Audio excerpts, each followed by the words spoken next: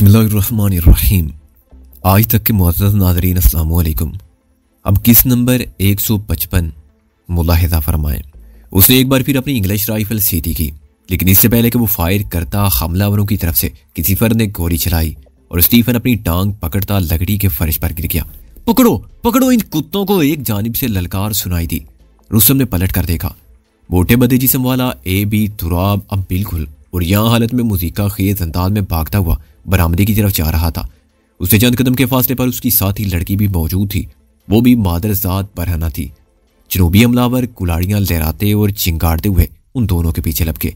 आगे पीछे दौड़ते वो चंदम में रुस्तम की निगाहों से ओझल हो गए। स्टीफन को भी हमलावरों ने दबोच लिया और बालों से पकड़कर घसीटते एक तरफ ले गए। उसकी जख्मी टांग उसके पीछे खून की लकीर बनाती जा रही थी। चंद सेकंड बाद रुस्तम ने महसूस किया कि वैशी हमलावर ऑपरेशन थिएटर में खौफनाक तोड़ फोड़ मचा रहे हैं। उनकी कुलाड़ियों की बेदरेग ज़रबें हर शय को चिकना चूर कर रही थी। इस तोड़ फोड़ के दौरान में डॉक्टर रॉबर्ट की पुकारती आवाज़ सुनाई दे रही थी। Stop it, for God sake stop it. Chand second बाद रॉबर्ट की आवाज़ भी बंद हो गई। पता नहीं कि उसे कुलाड़ी से खामोश कराया गया था या वैसे ही उसका मुंह दबा लिया गया था। बड़ी ऊंचाई और लंबे बालों वाला एक कवि एकल शख्स राइफल सोच कर रुस्तम के सामने आया। चंद सेकंड में महसूस हुआ कि वो रुस्तम को उड़ा डालेगा, मगर फिर उसकी जुनूनी निगाह रुस्तम की शिकंजों में जकड़ी हुई टांग पर पड़ी। उसने इरादा बदल लिया और इमारत में तोड़ फोड़ मचाने के लिए अपने साथियों के पीछे लपक गया। ये कौन लोग थे, क्या चाह रहे थे? रुस्तम की समझ में कुछ नहीं आ रहा था। इसे अपने दोनों साथियों की फिक्र भी थी। पता नहीं वो किस साल में थे। अचानक एक दाढ़ती आवाज़ रुस्तम के कानों में पड़ी। लाओ इस सरामी को यहाँ कमरे के दरमियान में ले आओ। लबो लहजा कुछ अजीब सा था। इस किस्म के लहजे वादी सून और सून के इर्द गिर्द पाए जाते थे। रुस्तम ने एक सनसनीखेज मंजर देखा। चंद अफराद डॉक्टर रॉबर्ट को खींचते घसीटते कॉमन रूम के वस में ले आए। डॉक्टर रॉबर्ट स्लीपिंग सूट में था। तामियादारीदार सूट अब फकत दजियों की सूरत में उसके जिस्म पर दिखाई दे रहा था। डॉक्टर रॉबर्ट के पांव एक रस्सी से बांध दिए गए थे। उसके दोनों हाथ भी बांधने की कोशिश की जा रही थी। वो पूरी जिद्दोजहद कर रहा था कि उसके हाथ ना बांधे जा सके। 3-4 अफराद ने उसके हाथ बांधे बगैर ही उसे उल्टा लिटाकर बेदर्दी से फर्श पर पटक दिया और पूरी तरह अपने घुटनों के नीचे दबा लिया। बयान यही महसूस हुआ कि वो कोई जानवर है जिसे गला काट कर पेंट चढ़ाया जा रहा है। रॉबर्ट धमकी अमेज जबान बोल रहा था।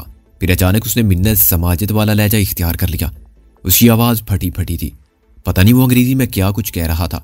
उसकी नफीस ऐनक खिसक कर उसकी ठोड़ी पर आ गई। एक कुल्हाड़ी बरदार ने उसकी ऐनक उतारी और नफरत से दूर फेंक दी। रॉबर्ट के चेहरे पर दहशत के साथ बेपनाह हैरत भी थी। उसकी समझ में नहीं आ रहा था कि ये भी फिर हुए अफराद उसके साथ क्या करने जा रहे हैं। बहरहाल ये बात तो तय थी कि वह जो कुछ करेंगे अलमनाक होगा।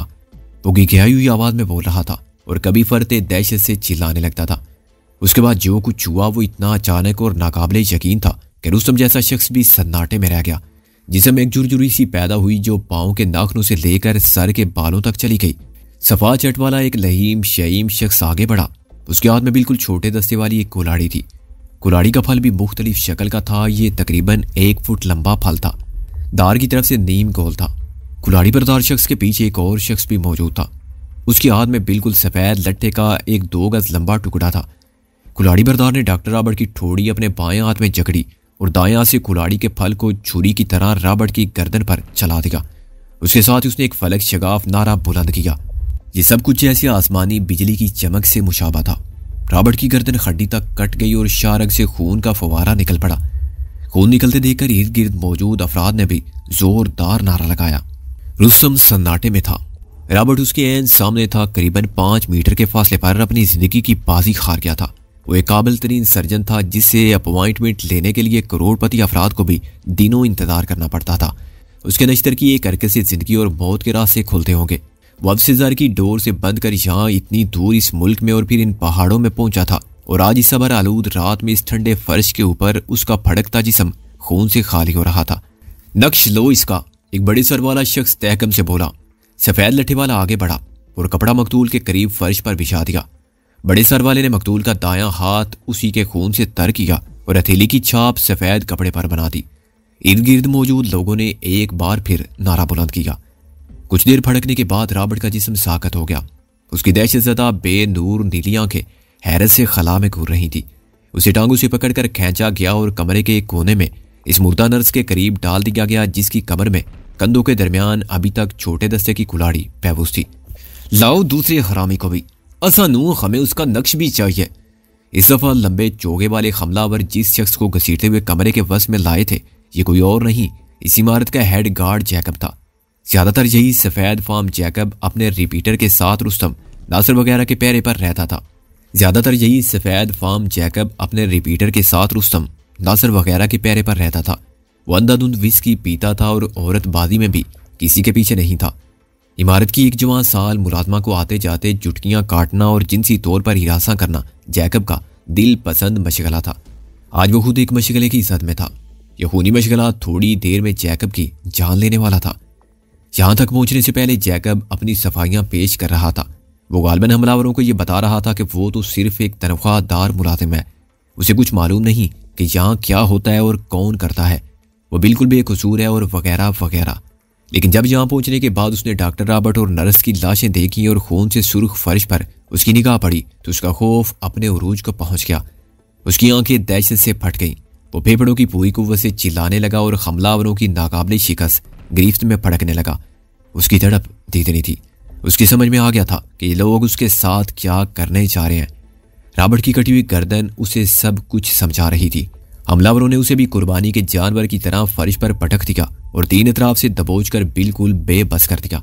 वो नाकाबिल शिनाख्त आवाज़ों में चिल्ला रहा था। यूं लगता था कि इंसानी आवाज़ ही नहीं है। हटे कटे शख्स ने नीम गोल फल वाली कुल्हाड़ी की धार देखी और इत्मीनान से जैकब के सराहने बैठ गया। रुस्तम ने अपना मुंह फेर लिया। वो इस मंदिर को देखकर ख्वाह मुखा अपने लिए तकलीफ का सामान करना नहीं चाहता था। चंद सेकंड बाद वैशी नारे और बकरे की तरह चिल्लाने की आवाज़ एक साथ बुलंद हुई। रुस्तम समझ गया कि जैकब भी डॉक्टर रॉबर्ट के पास पहुंच चुका है। नारे के जवाब में बाकी अफराद ने भी हम आहंग होकर कोई आवाज़ बुलंद की। रुस्तम ने मुड़कर देखा। जैकब का जिस्म आहनी खातों की गिरफ्त में लर्ज रहा था। उसकी शारग से अभी तक खून की हल्की हल्की पिचकारियां निकल रही थी। बड़े सर वाले शख्स ने मकतूल की हथेली को उसी के खून से सुर्ख किया और लट्ठे के कपड़े पर छाप दिया। रुस्तम ने जंगो जदल के बहुत से मंजिर देखे थे। इसके अपने हाथों से भी बहुत से लोग कत्ल हुए थे, लेकिन ये अजीबो गरीब मनाजिर सबसे जुदा थे। इसे यूं लग रहा था कि वो किसी डरावनी फिल्म के मनाजिर देख रहा है। वो बिल्कुल बेबस था। वो अपनी जगह से हिल भी नहीं सकता था। इसने सोचा अगर खुदा न खासा इसके दोनों साथियों के साथ भी कोई जालिमाना सलूक करने की कोशिश की गई तो वो क्या करेगा? क्या तब भी वो तमाशाई बना रहेगा? फिर उसके दिल के अंदर ही से आवाज आई कि ऐसा नहीं होगा। अगर इन लोगों ने अभी तक उसे कुछ नहीं कहा तो उसके साथियों को भी नहीं कहेंगे। इनका सारा गया तो गजब गालबन सफेद फार्मों के लिए था। वो उनके साथ ही दुश्मनी चुका रहे थे। ये क्या दुश्मनी थी? क्या इसका ताल्लुक नायाब पौधे सब गंदल से था या ये कोई और मामला था? करीबी कमरों से उभरने वाली आवाज़ों से पता चलता था कि दोनों मुअम्मर अफराद और उनकी साथी लड़कियां भी पकड़ी गई हैं। अब ये लोग हमलावरों की तहवील में थे। हमलावरों का तीसरा शिकार निकरपोश डॉक्टर मालिना थी, जो हमा वक्त इमारत में अपने होश रुबा जिस्म की नुमाइश करती फिरती थी। नाज़िर की इतला के मुताबिक वो माहिर जिनसियात थी, यानी वो खुद ही डॉक्टर थी और खुद ही बीमारी भी थी। अब ये डॉक्टर यहाँ बीमारी हमलावरों की बेपनाह गिरफ्त में थी और वो इसे घसीटते हुए कत्लगाह की तरफ ला रहे थे। इनके लिए वो औरत नहीं थी और ना ही जवान और ना ही खूबसूरत थी। उनके लिए वो सिर्फ एक मुजरिम थी और वो उसे अपने मुरवज्जा कायदे के मुताबिक मौत के घाट उतारने जा रहे थे। फजा में सफाकी का राज था और हवा में लहू की बू थी। मालिना का रंग उस लट्ठे की तरह सफ़ेद था जिस पर मकतूलों के हाथ की छाप लगाई जा रही थी। खैंचातानी में मालिना की सुर्ख शर्ट फट गई। वो एक तरफ से बरहना हो रही थी, मगर उसको अपनी बरहनगी की परवाह नहीं थी। शायद वो मुकम्मल बरहना होती तो भी उसे एहसास तक ना होता। इन लम्हों में उसे सिर्फ अपनी जिंदगी की परवाह थी। जिंदगी जो शहद से मीठी, फूलों से बढ़कर खुशबूदार और चांद तारों से ज्यादा चमकीली थी। दो तमन्ना अफराद ने मालिना को गुड़िया की तरह उठाया और फर्श पर पटक दिया। वो दर्द से चीखी, उसे दबोच लिया गया। वो बस पुकारती जा रही थी, फॉर गॉड सेक। इन लम्हों में अगर उसे कहा जाता कि वो इन बदबूदार गमवार हमलावरों के कदमों में सर रख दे या अपनी जबान से उनके खारिज ज़दा पाँव चाटे तो अपनी जिंदगी बचाने के लिए शायद एक लम्हे की भी ताकीर न करती। उसकी बेपनाह अकल, दौलत, मर्तबा और इल्म सब कुछ इन लम्हों में बेकार था। वो उकाबों के पंजे में आई हुई चिड़िया की तरह बेबस थी। रुस्तम के लिए ये सब कुछ देखना महाल था। बेशक वो दुश्मन थे। उसने और इसके साथियों ने रुस्तम और नासिर को यहाँ धोखे से बुलाया था और यहाँ से बेजा में रखा हुआ था। वो इस इमारत में जो कुछ कर रहे थे वो भी सब नाजायज था, लेकिन जो कुछ अब जहाँ हो रहा था इसे भी जायज कहाँ कहा जा सकता था। डॉक्टर मालिना की ये तजलील रुस्तम से बर्दाश्त नहीं हुई। सुनो, वो अपने बिस्तर पर बैठे बैठे पुकारा, ये क्या कर रहे हो तुम? इसे क्यों मार रहे हो? बड़े सरदार ने रुस्तम को खून ख्वार नजरों से देखा और लंबे डग भरता इसकी तरफ आया। चुप करके बैठ, नहीं तो तेरा भी गाटा उतर जाएगा। उसने खून आलूद कुल्हाड़ी का नीम गोल फल रुस्तम की गर्दन पर रखा। ठीक है, तुमने मर्दों को मार दिया है, पर ये एक औरत है, एक कमजोर औरत है। ये कमजोर औरत तेरी मां लगती है। बड़े सर वाले ने कुल्हाड़ी का दबाव रुस्तम की गर्दन पर बढ़ाया। खुदरू दाढ़ी वाला एक राइफल बरदार राइफल तान कर रुस्तम के सर पर खड़ा हो गया। बड़े सर वाला दोबारा मालिना की तरफ बढ़ा। मालिना पहलू के बल लेटी थी और बेबस थी। बड़े सर वाला बड़ी गहरी नजरों से उसकी तरफ देखने लगा। फिर उसने आगे बढ़कर एक झटके से मालिना की सुर्ख शर्ट फाड़ दी। मालिना की पसलियों पर ताजा चोट का निशान था और खून रिस रहा था। उसके बाकी जिस्म पर भी खैंचा तानी की खराशें दिखाई दे रही थी। किसी वक्त इसका जवान जिस्म रात के रेशम में नगीने की तरह दमकता होगा और बड़ों बड़ों की बत्ती गुल कर देता होगा, लेकिन अब मौत के खौफ से जर्द और सुकड़ कर सिमट गया था। कुछ देर तक मालिना को घूरने के बाद बड़े सर वाले ने अपने साथियों को मखसूस इशारा किया। वो रोती चिल्लाती मालिना को उठाकर चंद कदम पीछे ले गए, या उन्होंने कुछ खुसर फुसर की। फिर उसके बालाई जिस्म को एक चादर से ढांपने के बाद मौके से हटा लिया गया। रुस्तम ने अंदाजा लगाया कि मौत से फकत चंद सेकंड पहले डॉक्टर मालिना की जान बख्शी हो गई है। इस जान बख्शी की वजह क्या हो सकती थी? सोचा जा सकता था कि बड़े सर वाले हेड ने मालिना की जवानी और इसके दिल का जिस्म को देखने के बाद अपना इरादा बदल डाला है। जंगो जदल में गालिब आने वाले लोग दुश्मन की जवान खूबसूरत औरतों को हमेशा मौत की तलवार से पनाह देते हैं, लेकिन ये पनाह किसी रहम दिली या खुदा तरसी का नतीजा नहीं होती। ये दरअसल दूसरे तरीके से सफाकी और वहशत का ही तसलसल होती है। दुश्मन की रोती पीटती औरतों को खिलौना बनाकर अपनी फतेह का नशा पुख्ता किया जाता है। क्या यहाँ भी ऐसा ही हुआ था? मुमकिन था कि ऐसा ही हुआ हो, लेकिन रुस्तम को लग रहा था कि बात कुछ और भी है। मालिना की सुर्ख शर्ट फाड़ने के बाद बड़े सर वाले ने किसी खास चीज का मुशाहिदा किया था और उसके बाद अपने साथियों को मखसूस इशारा किया था। इमारत में तोड़ फोड़ का सिलसिला हुनूस जारी था। रुस्तम ने अंदाजा लगाया कि पोर्च में खड़ी नहायत कीमती जीपों को भी चिकना चूर किया जा रहा है। दाईं जानिब किसी कमरे से किसी दूसरी औरत के रोने बिलकने की आवाजें आ रही थी। लगता था कि अभी यहां मजीद खून बहाया जाना है। अगले हरामी को लाओ। अगले हरामी को लाया गया, लेकिन ये मेल नहीं फीमेल थी, सफेद फार्म फीमेल। इस तीसरे बूढ़े की साथी थी जो कमरे में पड़ा म्यूजिक सुनता रहता था या टीवी देखता था, यानी A.B. तुराब, जो अभी थोड़ी देर कबल फितरी लिबास में भागता हुआ नजर आया था। अपने बूढ़े हीरो की तरह ये लड़की भी कदरे फरबे अंदाम थी, मगर ये फरबा अंदामी ज्यादा भद्दी नहीं थी। शक्ल सूरत के लिहाज से ये लड़की भी ठीक थी। रुस्तम के अंदाजे के मुताबिक इसे लड़की की बजाय जवान साल औरत कहना ज्यादा मुनासिब था। उसकी उम्र 30 साल के करीब थी। मरने के लिए ये उम्र काफी थोड़ी महसूस होती थी, लेकिन इसे मरना था और अभी सबके सामने मरना था। वो भी अपना अंजाम सामने देख रही थी। उसे पता था यहाँ इस कमरे में डॉक्टर रॉबर्ट और गार्ड जैकब को किस तरह जानवरों की तरह ज़िबा किया जा चुका है। अब उसकी बारी थी। वो किसी बिदकी हुई गाय की तरह हमलावरों के हाथों से निकल जा रही थी। उसके दहशतज़दा चेहरे पर निगाह जमाना एक मुश्किल काम था। वो सीने की पूरी कुव्वत से चिल्लाते चिल्लाते एकदम खामोश हो गई। रुस्तम ने चौंक कर देखा, वो बेहोश हो गई थी। उसका भारी जिस्म हमलावरों के हाथों में लटक कर रह गया था। उसकी बेहोशी के बावजूद वही कुछ हुआ जो तय था। उसे लिटाकर नीम गोल फल वाली कुल्हाड़ी से ज़िबा कर दिया गया। एक मोटी नाक वाले गहरे सांवले शख्स ने दम तोड़ती औरत के कानों से उसकी आवेज़ें बेदर्दी से खींच लिए। दूसरे ने उसके खून आलूद गले से सोने की जंजीर तोड़कर उतार ली। इसी दौरान में बालाई मंजिल पर ऊपर तले 3 फायर हुए और करबनाक चीखें गूंजी। शायजनूनी हमलावरों ने इमारत के 1-2 मुलाजमों को शूट कर दिया था। रुस्तम की हैसियत खामोश तमाशाई की सी थी, लेकिन वो ज्यादा देर खामोश तमाशाई बनकर नहीं रह सकता था। ये उसकी फितरत ही ना थी। इसकी टांग स्टील के शिकंजों में जकड़ी हुई थी। जिस्म भी तेज बुखार में था, फिर भी इसकी निगाह एक चाकू पर थी। बटन दबाने से खुलने वाले ये चाकू अभी थोड़ी देर पहले एक हमलावर के चोगे में से गिरा था। दबीज कालीन पर गिरने की वजह से आवाज तो पैदा नहीं हुई थी और ना किसी का ध्यान इस तरफ गया था। रुस्तम बिस्तर से उठकर आता तो ये चाकू उठाकर अपने लिबास में छुपा सकता था। इसने अपनी सलामत टांग बिस्तर से नीचे उतारी और चाकू की तरफ बढ़ने के बारे में सोचने लगा। अचानक रुस्तम को डीजल की तेज बू महसूस हुई। जनरेटर इमारत से काफी दूर था। यह बू वहां से नहीं आ सकती थी, तो फिर यह कहां से आ रही थी? बू फैलती जा रही थी। थोड़ी देर बाद रुस्तम की निगाह खिड़की से बाहर एक शख्स पर पड़ी। उसका चेहरा लाल बबूका हो रहा था और आंखें शोले उगल रही थी। यह हमलावरों ही का साथी था। एक 222 राइफल उसके दाएं कंधे से झूल रही थी और गोलियों वाला थैला बाएं कंधे पर था। वो एक कैन के जरिए इमारत की दीवारों पर डीजल तेल छिड़क रहा था। रुस्तम समझ गया कि अनकरीब इस कदीम इमारत को आग लगाई जाने वाली है। यह बड़ी ड्रामाई रात थी और आम रातों से भी मुख्तलिफ थी। बादल मुसलसल गरज रहे थे लेकिन बारिश नहीं हो रही थी। रात तारीख थी। बादल मुसलसल गरज रहे थे लेकिन बारिश नहीं हो रही थी। कभी चांद बदलियों की ओर से निकल आता, कभी बदलियां चांद को ढांप लेती थी। पता नहीं क्यों शानी की आंख खुल गई। इसका दिल घबरा रहा था।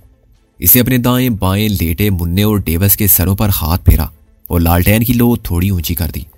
साथ वाले कमरे में चाचा इब्राहिम और बेजी सो रहे थे। अजमल खान बरामदे में था। शानी के दिल पर गुस्सा सा लगा। गरीस या रुस्तम का अभी तक कुछ पता ना था।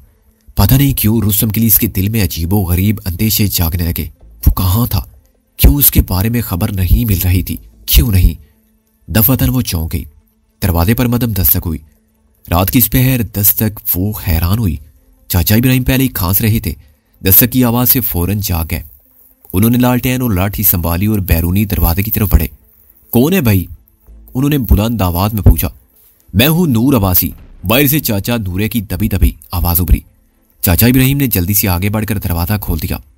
चाचा नूरी लरजता कांपता अंदर आ गया। उसके हाथ में लालटेन भी कांप रही थी और चेहरे पर जलजले के आसार थे। क्या हुआ है नूरी? चाचा इब्राहिम ने एहजानी अंदाज में पूछा। एक बुरी खबर है, नूरी बोला।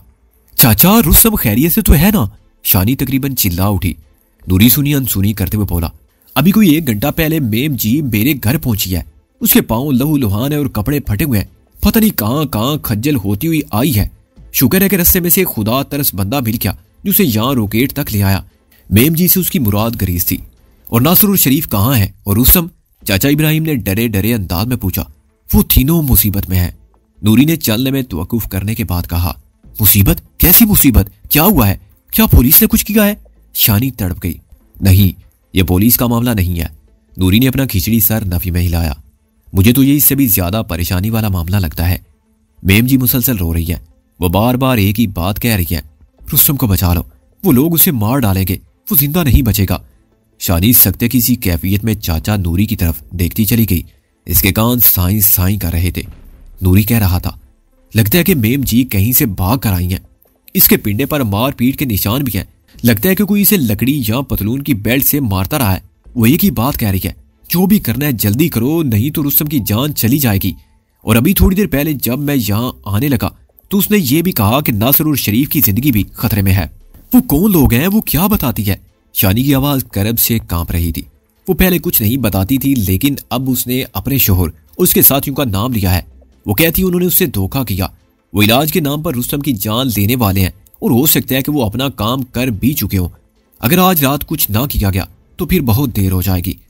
वो बहुत डरी सहमी है। उसे खतरा है कि वो लोग उसे ढूंढते हुए उसके पीछे आएंगे। वो यहाँ शानी बेटी के पास भी इसलिए नहीं पहुंच गया। शानी की रगों में खून सनसनाने लगा। इसका दिल गवाही दे रहा था कि वक्त ने इसे एक और कड़ी आजमाइश में डाल दिया है। इसे लगा कि इसकी कलाइयों में सुहाग की रंगीन चूड़ियां लरजने लगी हैं। चाचा इब्राहिम ने शानी की तरफ घूमते हुए कहा, मेरी दी, तू परेशान ना हो, मैं अभी जाकर देखता हूँ क्या मामला है। अल्लाह खैर करेगा, अल्लाह खैर करेगा। चाचा मैं भी तुम्हारे साथ चलती हूँ, शानी बेताब होकर बोली। नहीं, अभी नहीं, अभी मुझे अकेला जाने दो। तो फिर अजमल खान को ले लो। नहीं, अजमल खान को यहीं अपने पास रहने दो। नूर अब्बास ने तेजी से उसकी बात काटी। बल्कि मैं कोशिश करता हूँ कि 2-4 और बंदे भी यहाँ घर के आले दवाले खड़े कर दूं। चाचा इब्राहिम और नूर अब्बासी तेजी से बाहर निकल गए। अजमल खान भी अब जाग चुका था और उसने सारी बात सुन ली थी।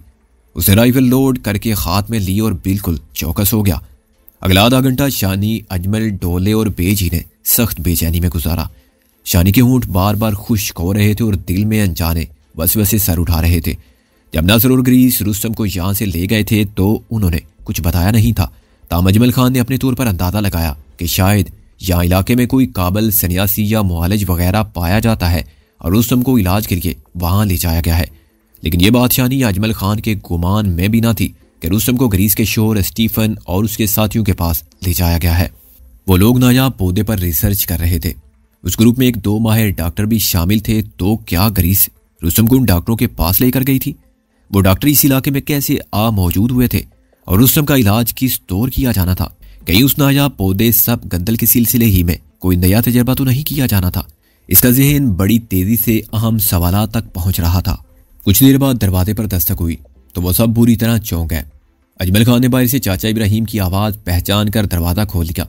चाचा इब्राहिम चादर में लिपटी ग्रीस को लेकर तेजी से अंदर दाखिल हुए। उनके साथ नूर अब्बासी भी था। उसके साथ ही घर के बाहर घोड़ों की टापें गूंजने लगी। ये नूर अब्बासी ही के आदमी थे। उन्होंने मकान को अपने हिफाजती हिसार में ले लिया था। कमरे के अंदर पहुंचकर ग्रीस ने अपनी चादर हटाई। लालटेन की रोशनी में ग्रीस का सरापा देखकर शानी को दचका लगा। वो एक रेशमी नाइटी में थी। नाइटी जगह जगह से फटी हुई थी।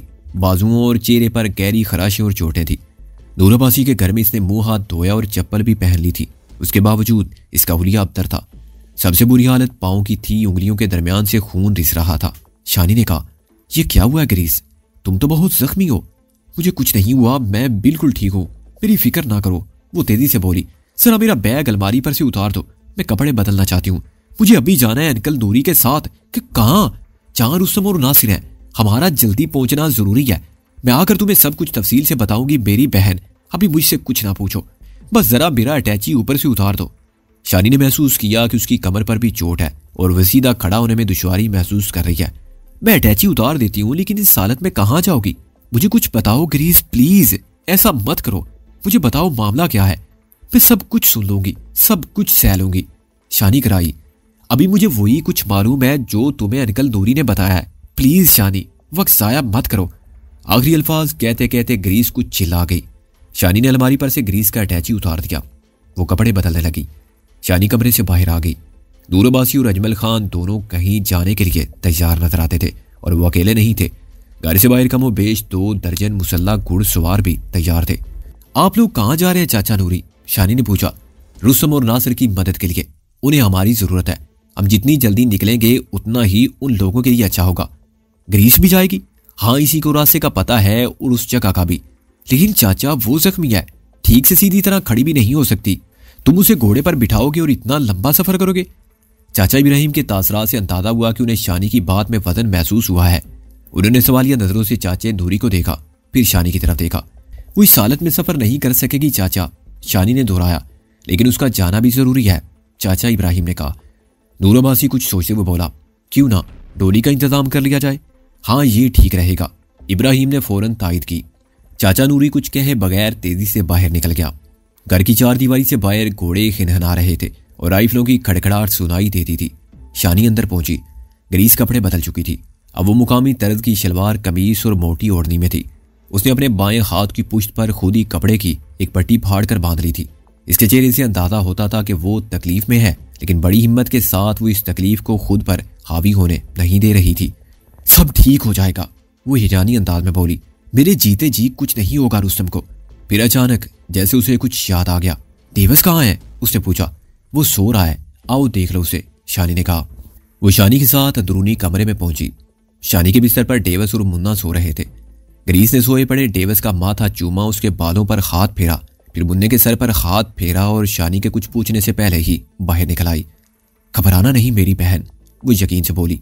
खुदा ने चाहा तो हम कल रात 9-10 बजे तक वापस लौट आएंगे, सब ठीक हो जाएगा। ग्रीस, मेरा दिल डूब रहा है, क्या मैं तुम्हारे साथ नहीं जा सकती? शानी ने कहा। यहाँ घर में बच्चों के पास भी तो किसी को होना चाहिए। बच्चे बेजी और चाचा इब्राहिम के पास रहेंगे, बेजी संभालेगी उन्हें, शानी ने कहा। फिर जरा तवक्कुफ से बोली, मेरा दम घुट जाएगा ग्रीस, मैं यहाँ बैठकर तुम्हारा इंतजार नहीं कर सकती। मुझे साथ जाने दो और देखने दो कि मैं वहां रुस्तम के लिए क्या कर सकती हूँ। डोली शहर में आ गई। इसमें इतनी गुंजाइश थी कि 2 खवातीन बासानी बैठ सकती थी। ऐसी एक डोली में शानी कुछ अरसा पहले बड़े डेरे की तरफ गई थी। तब इसने रुस्तम के चुंगल से ताऊ, शाम और राजू को छुड़ाया था। चाचा इब्राहिम ने भी नोट कर लिया था कि शानी खैर सूरत साथ जाना चाहती है। यूं लगता था कि वो अगर यहीं रही तो उसे कुछ हो जाएगा। चाचा इब्राहिम ने कहा, ठीक है दी रानी, अगर तुम सहेली के साथ जाना चाहती हो तो चली जाओ, हम बच्चों को संभालेंगे। वैसे भी नूरी की सारी बिरादरी राइफलें पकड़कर यहाँ आ गई है। शाम को इंशाल्लाह किसी तरह का डर खतरा नहीं है। कुछ ही देर बाद शब की गहरी तारीकी में वो लोग बड़ी खामोशी के साथ रोकेट से रवाना हो गए। करीबन 3 दर्जन देहाती उनके साथ थे। उनमें से निस्फ के पास आतशी असला, जबकि बाकी कुलाड़ियों और तेजदार आलात से मुसल्ला थे। शानी और ग्रीस टोली में थे।